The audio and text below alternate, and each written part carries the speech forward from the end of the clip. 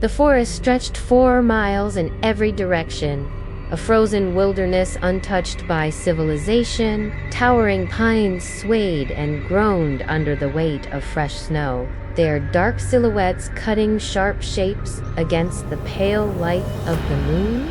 The air was so cold it bit at the skin, a dry, sharp cold that sank deep into the bones. The wind moved through the trees like a living thing, howling and sighing, carrying with it the faint crackle of ice shifting in the darkness. At the center of this endless isolation stood a small hunting cabin, its walls weathered and warped from decades of brutal winters. The wood was gray and splintered, the windows clouded with frost, and the roof sagged under a thick, white blanket. No road led here anymore. Whatever trail once guided hunters to this place had long since been swallowed by the forest. The cabin seemed swallowed too, consumed by the landscape. From a distance, it appeared almost abandoned, a forgotten relic of another time, the kind of place that might hold memories no one wanted to remember. The snow around it was untouched, smooth and silent under the moonlight, as if no living thing had walked here in years. The only movement came from the flicker of a dim light in one window, a fragile glow fighting against the dark.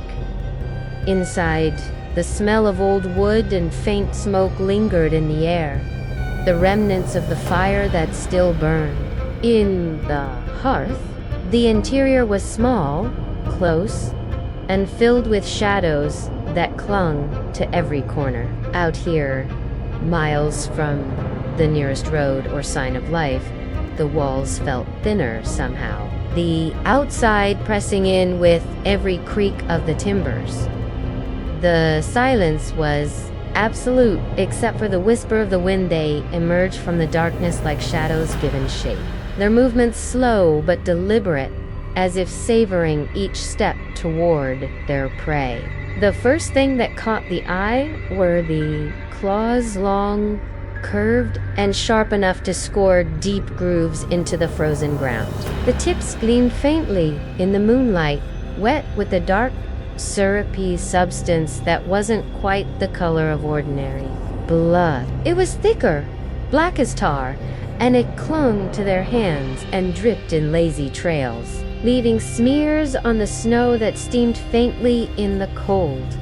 Their bodies were wrong. Limbs too long, joints bending slightly where they shouldn't, as though they'd been reassembled from the pieces of different creatures. The skin that clung to them looked diseased and stretched, torn in some places to expose slick muscle, and tendons that pulsed faintly with each movement. In the still air, there was a faint smell, a mixture of wrought iron and something metallic and acrid that made the back of the throat tighten. That faces were the most disturbing of all. Some looked almost human, if you could ignore the emptiness in their eyes. The way the pupils were swallowed by a dull, ember-like glow. Others had no symmetry at all, half their skulls covered in blackened, blistered flesh.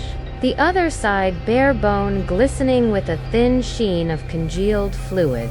Their mouths were filled with teeth that didn't belong together, some too long and thin like needles, others cracked and jagged, stained in layers of dried gore. They moved in a loose formation, their clawed feet crunching through the snow. Each sound deliberate, measured, and heavy. The air around them seemed colder, the silence deeper, as though the forest itself was holding its breath with every step they took toward the cabin. First impact against the cabin wall rattled the old wood, a deep, resonant thud that sent a shiver through the floorboards. Snow slid from the roof in a muffled rush, followed by another hit, harder this time, shaking the frost from the rafters. The wind outside seemed to carry a new sound, now a low, guttural growl layered with faint, wet clicks, as if jaws were working somewhere just beyond the thin barrier of wood. The fire in the hearth popped and spat, its warmth feeling suddenly fragile, unable to push back the cold seeping in through the walls.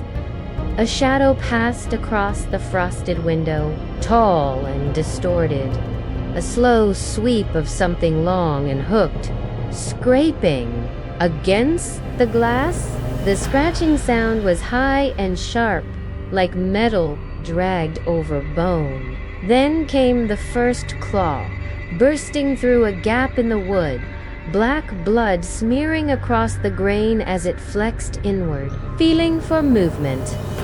The door shuddered under a massive blow, the hinges groaning in protest. A second claw joined the first, and then a third from another angle, each tearing at the walls with a patience that was somehow worse than fury.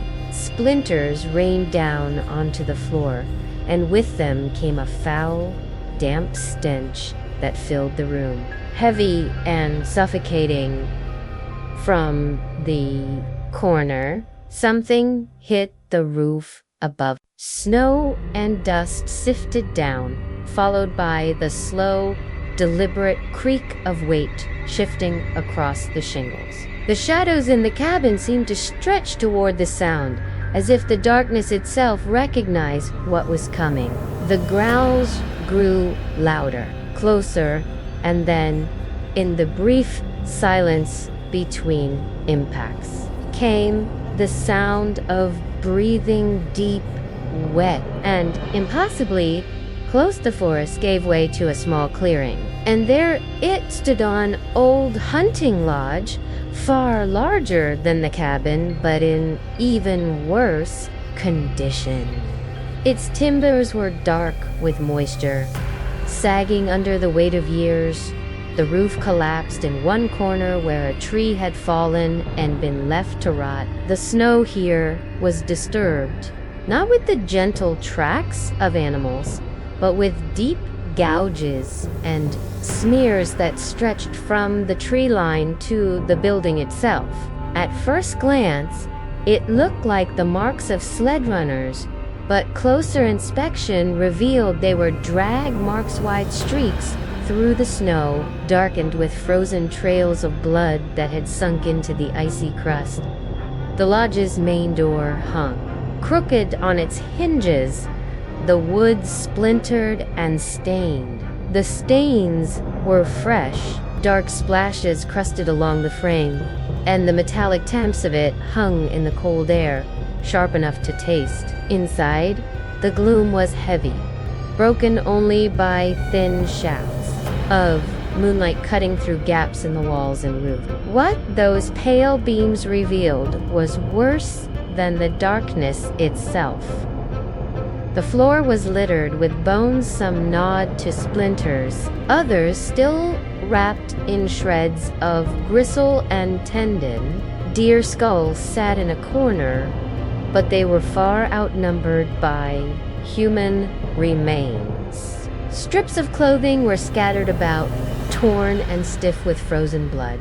Boots still filled with what was left of their owner's feet.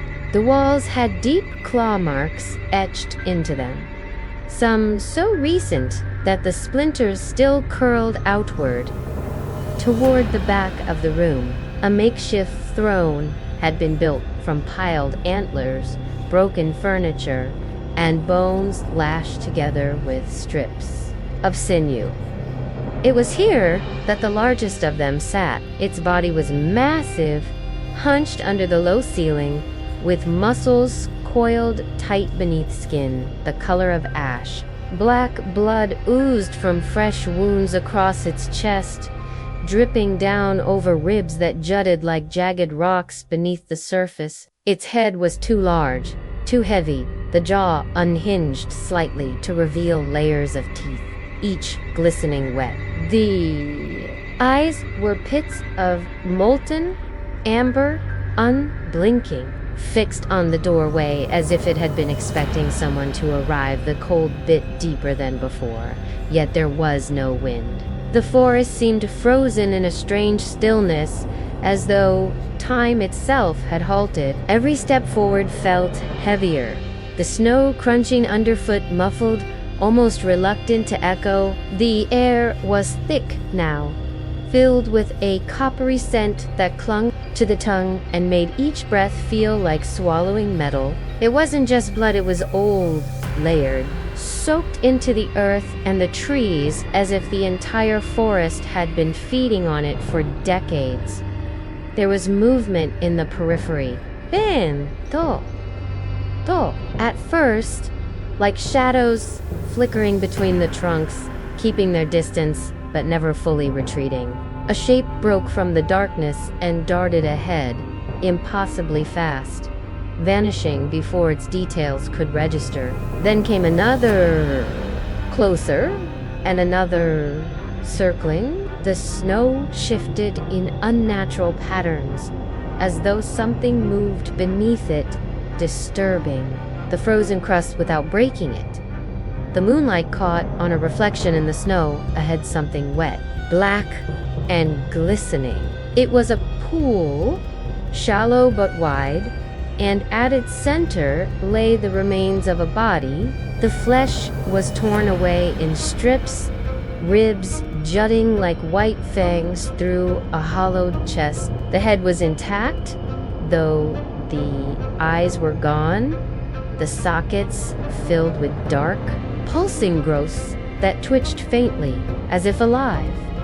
Then the sound came, a slow, deliberate crunch of footsteps approaching from behind. It was heavier than the circling creatures, each step sinking deep into the snow. The cold around it was worse, a chill that seemed to move through the bones rather than over the skin. The scent of iron thickened, mingling with something sweeter and far more rotten.